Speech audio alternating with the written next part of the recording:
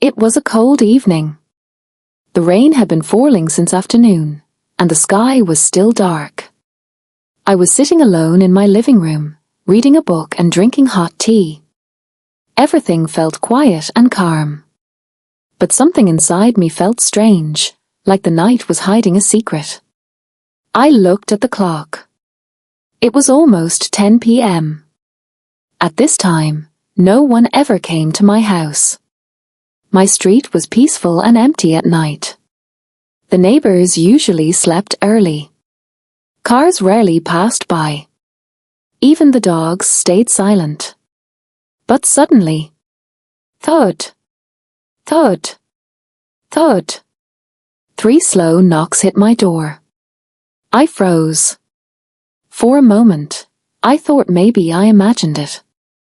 Maybe the wind pushed something. Maybe the sound came from the TV.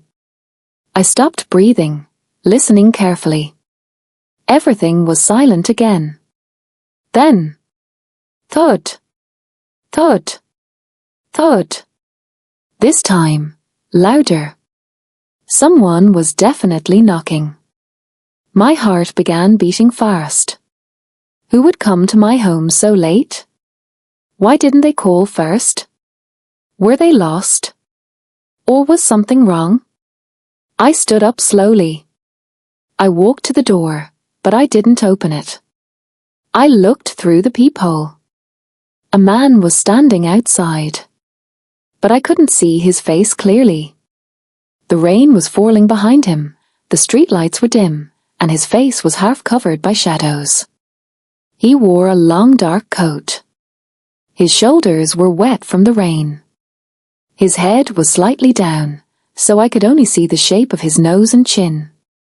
He wasn't moving much. He looked calm, too calm.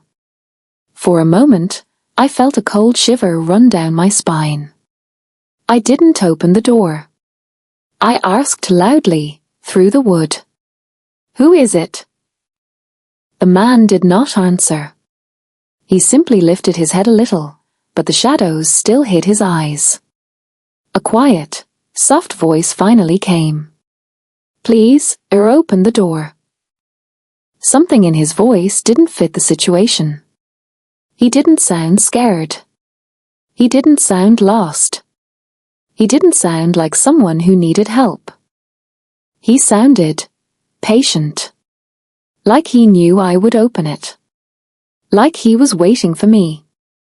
I stepped back a little. "I don't open the door at night," I replied. "Please tell me who you are and what you want." There was a long silence. Then he spoke again, calmly. "I think you know why I'm here." What did that mean? No, I did not know why he was here. And the more he spoke, the stranger it felt. My house was in a quiet area.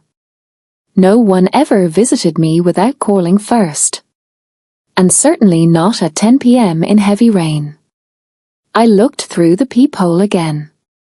He was standing exactly the same. No movement. No change in his shadowed face. Only the rain sliding off his coat. Something was very wrong.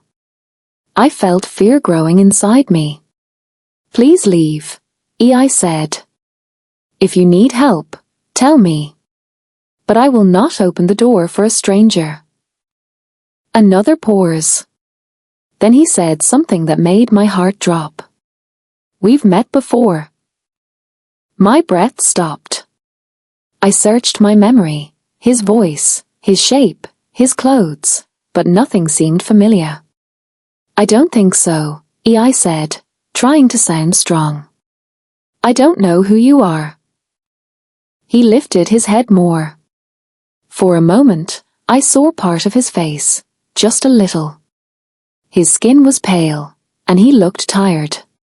His lips curved into a small smile. Not a friendly smile, or a knowing smile. "You will remember soon." A cold fear spread through my chest. This was not normal. This was not safe. This was not someone lost or needing help. I stepped away from the door completely and grabbed my phone. But the strangest thing happened. My phone suddenly froze. The screen was on, but the touch wasn't working. I pressed the buttons. Nothing. I tried restarting it. Still nothing. It had never happened before. At the same moment, another sound came. Thud. Only one knock this time. Slow. Heavy. More like a warning than a request. Please, he said again, but his voice was firmer now. Open the door. No. I couldn't. I wouldn't. I backed away farther. I didn't know what he wanted. I didn't know who he was. I didn't know how he knew me. And then something strange happened that made my entire body freeze. The man slowly reached into his coat pocket. I stepped back even more, heart pounding. Was he taking out a weapon? Was he going to break in? Should I run out the back door? But instead of a weapon, he took out a small piece of paper. He lifted it up to the peephole, like he was showing me. And even though I couldn't see it clearly, I recognized something about it. It was my handwriting. My handwriting. On a note that I never wrote for him. Then he said something that nearly made my legs collapse. You gave this to me. Don't you remember? I stared at the door in shock. No. Impossible. I never gave a note to a stranger. Especially not one who showed up at my house in the rain at night. I didn't speak. He waited. Patiently. The rain continued to fall behind him, the sound like a whispering warning. I finally spoke. I didn't give you anything.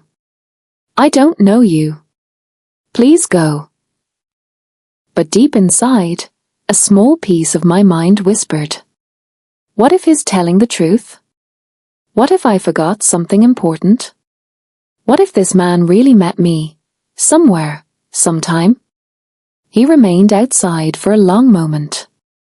Then he lowered the paper and slipped it back into his coat. It's time, he said softly. I came because you asked me to. My blood turned cold. No, I whispered to myself. I didn't.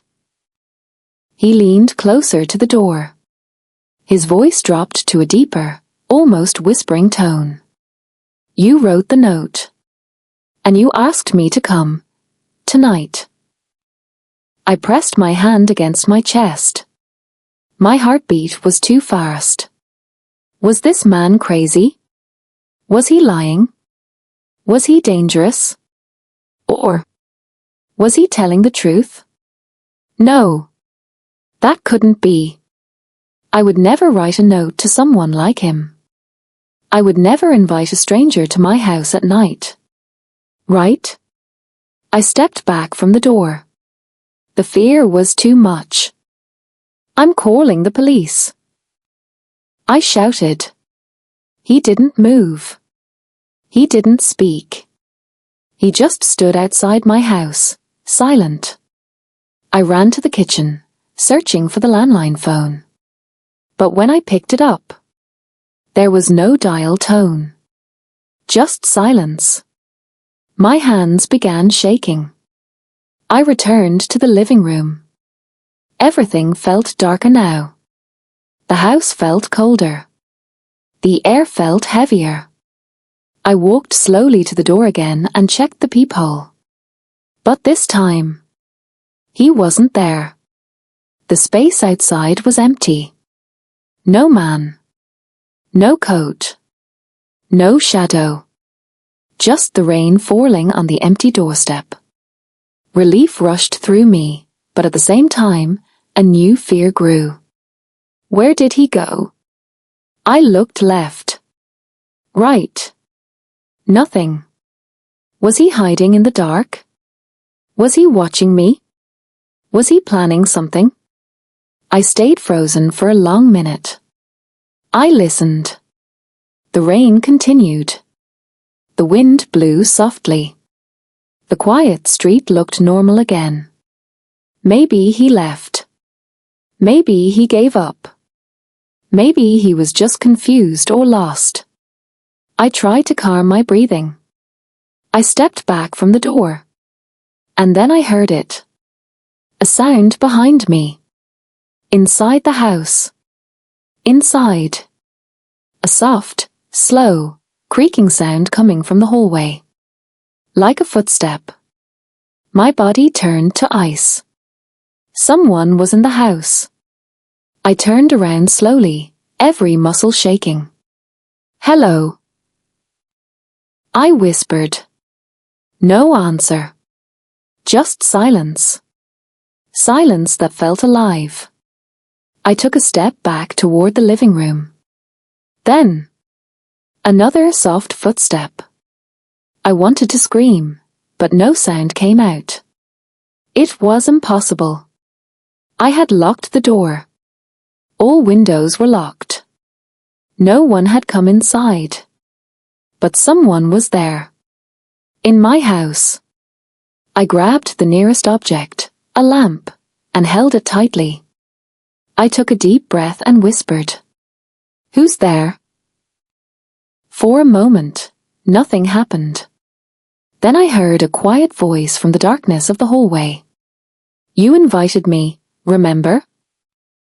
My heart nearly stopped. It was the same voice. The same calm, patient tone. The stranger was now inside my home. But I never opened the door. I never let him in. I never. Suddenly the lights flickered. One flash. Two flashes. Then darkness. Complete darkness. I felt the presence. Not touching me, but near me. Very near. I whispered, shaking. What do you want? A whisper came back from the darkness. Part 1 is only the beginning.